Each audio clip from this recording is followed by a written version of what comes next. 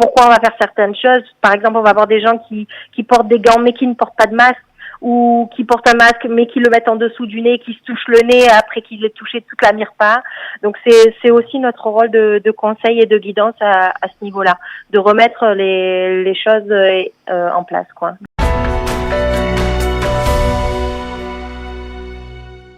Nous allons parler avec Myriam Selam. Myriam Selam qui est infirmière. Elle travaille en Coupatrolime, voilà. Et donc je crois qu'elle nous entend. Bonjour Myriam. Tout à fait. Oui, bonjour, shalom. Bonjour Myriam. Infirmière. Alors, quel est le quotidien des infirmières en Coupatrolime actuellement? Alors, actuellement, plus spécifiquement, on est évidemment très à cheval sur l'hygiène. C'est vrai que on démarre nos michmarotes déjà avec une désinfection totale de la MIRPA, tout en sachant que ça a déjà été fait par l'agent de service, mais on en remet une couche en repassant tout au chlore. On vérifie que les patients ne soient pas symptomatiques dès l'entrée de la MIRPA, évidemment. Il y a toujours un SADRAN, donc quelqu'un qui fait le triage pour vérifier que n'entrent pas des patients qui sont susceptibles d'être contagieux pour les autres.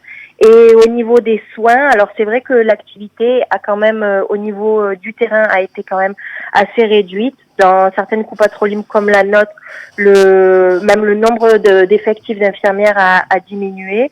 Donc on fait plus ce qui est soins urgents comme des électrocardiogrammes quand il y a des douleurs de poitrine, des soins qui sont qu'on ne peut pas repousser. Maintenant les patients d'eux-mêmes en fait ne viennent pas spontanément exactement à la MIRPA s'ils n'ont pas vraiment la réelle nécessité. Après il y a un autre volet en fait de l'activité qui s'est ouvert, qui est au niveau du phoning en fait dans certaines MIRPA hautes. Selon les MIRPA, en fait, ça se met progressivement en place. Il y a beaucoup d'appels de patients qui sont déjà malades. De conseils par téléphone, exactement, c'est ça? D'Adracha, exactement, de guidance et de conseils pour les patients qui sont soit en bidoude, soit des patients qui sont déjà malades. Donc voilà. Est-ce que vous devez faire, vous avez fait face à des personnes qui sont un peu plus paniquées que d'habitude?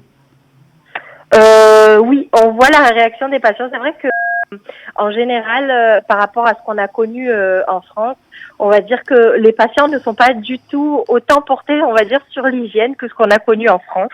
Maintenant, il y a une réelle prise de conscience et les patients, il y en a certains qui peuvent même être très, très anxieux du fait de venir à la MIRPA, surtout ne rien toucher, ne pas toucher les poignées de porte.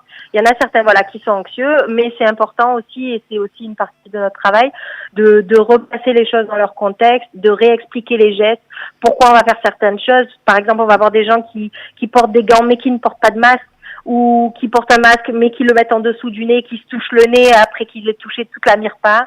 Donc c'est aussi notre rôle de conseil et de guidance à ce niveau-là, de remettre les choses en place, quoi, les idées en place. Alors justement, vous travaillez, vous personnellement, harnaché on va dire, de vêtements particuliers. Vous venez avec vos vêtements d'habitude. À part le masque et les gants, vous avez d'autres protections? Non, à notre niveau non, puisque on n'est pas censé avoir affaire à des patients qui sont infectés. Par contre, il est évident qu'on a tout un système de protection au cas où on aurait affaire à quelqu'un qui est donc infecté ou potentiellement infecté, avec toute une camisole, enfin le khalouk, le masque spécial avec le filtre, etc.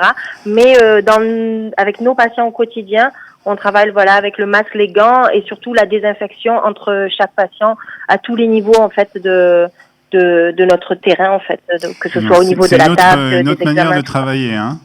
Tout à fait, exactement. En fait, nous pour notre part, mon mari aussi est infirmier et on était plutôt du côté de la chimiothérapie et des patients immunodéprimés. C'est vrai qu'en fait, on a l'impression de retrouver notre travail à ce moment-là, de faire face à des gens soit qui sont infectés, soit des gens immunodéprimés, où on est très très à cheval et très rigoureux sur l'hygiène et l'asepsie. Exactement. Ouais, donc là vous avez des réflexes.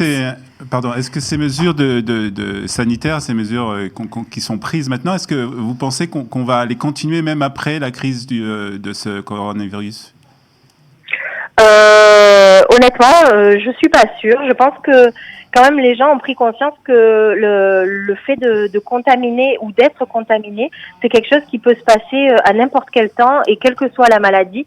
Donc c'est vrai que j'espère que à ce niveau-là, ça va réveiller les consciences et être peut-être plus à cheval sur les procédures. Maintenant, je ne pense pas que ce soit à ce degré-là de précaution. Alors, juste une dernière question, Myriam. Est-ce que pour ce déconfinement dont tout le monde parle, qui est à l'ordre du jour, donc un retour à la normale, il va y avoir encore d'autres mesures de prise? Est-ce que les gens peuvent d'ores et déjà commencer à revenir à la Coupe-Atrolim ou pas? Quelles sont les consignes?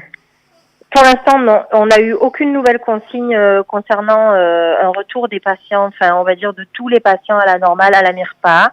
On n'a pas eu cette invitation-là. Maintenant, à savoir que les directives changent extrêmement vite. On reçoit des millions de mails et des millions d'informations tous les jours. Donc, il faut être tous les jours remis à jour et tous les jours, les procédures changent. Donc, je vous dis non aujourd'hui, mais c'est possible que demain, ce sera oui. Il faut suivre ça de près. Voilà. Très bien. Okay, bonne en tout cas, merci. Vous êtes infirmière, juste parce qu'on adore ce sujet des infirmières. Donc, vous êtes infirmière en Israël depuis combien de temps? Donc, je travaille, on va dire, depuis presque 8 mois, voilà. Et on est en Israël. Ouais, exactement, c'est tout nouveau. Ça fait 1 an et demi qu'on est en Israël. Vous avez repassé les examens? Tout à fait. Donc, mon mari est, comme je vous l'ai dit, infirmier aussi. Alors, nous, on est un peu un cas atypique parce que on va dire qu'il y a la version ancienne réforme et nouvelle réforme, ce dont on parle beaucoup, avec la licence, sans la licence. Donc, tous les deux, en fait, donc on a eu à faire la démarche d'équivalence. J'en profite pour remercier chaleureusement Florence et Céline, qui ont été vraiment super, toujours disponibles et qui sont vraiment les pionnières de tout ce mouvement-là. Ce sont des infirmières, Florence et Céline, qui ont exceptionnelles, eu leur examen. Vraiment, voilà, qui nous ont donné le courage de sauter le pas parce qu'on savait que le processus était très long. Donc, on a quand même franchi le pas. On a envoyé nos dossiers à la validation. Donc, chacun de nous, on a un petit peu un parcours différent. Mon mari a dû refaire certains stages. Moi, non. Par contre, on a passé le même chalti ensemble. Et Baruch Hashem, on l'a réussi, ce qui nous a permis de donner une petite note d'espoir que tout est possible. Tout est possible. Il faut pas lâcher. On peut travailler un an après son alia en Eretz Israël. Alors voilà. justement, juste pour le plaisir, est-ce que vous êtes appréciée en tant qu'infirmière française? Est-ce qu'on vous reconnaît un certain professionnalisme? Alors honnêtement, sans aucune gava, oui. Les gens nous apprécient beaucoup parce qu'on a en fait, je pense que ce qui est un peu différent, après, je pense que chaque équipe, que ce soit l'équipe française ou l'équipe israélienne, entre guillemets, a vraiment ses points forts et peut-être ses points un peu plus à travailler. Mais ce qu'ils apprécient beaucoup chez nous, on va dire, c'est le prendre soin. C'est vrai que on a cette façon de faire, de vraiment, on va dire, cocooner, de vraiment de prendre le patient dans sa globalité, de beaucoup s'attarder à tous les aspects de sa vie. Et ça, c'est quelque chose qu'ils apprécient beaucoup. Bon, tant mieux. En tout cas, bravo pour vos efforts. Très bien, bravo. Des succès. Et puis, j'espère que vous continuerez longtemps à s'occuper de nous. Voilà, tout simplement. À bientôt. Merci beaucoup.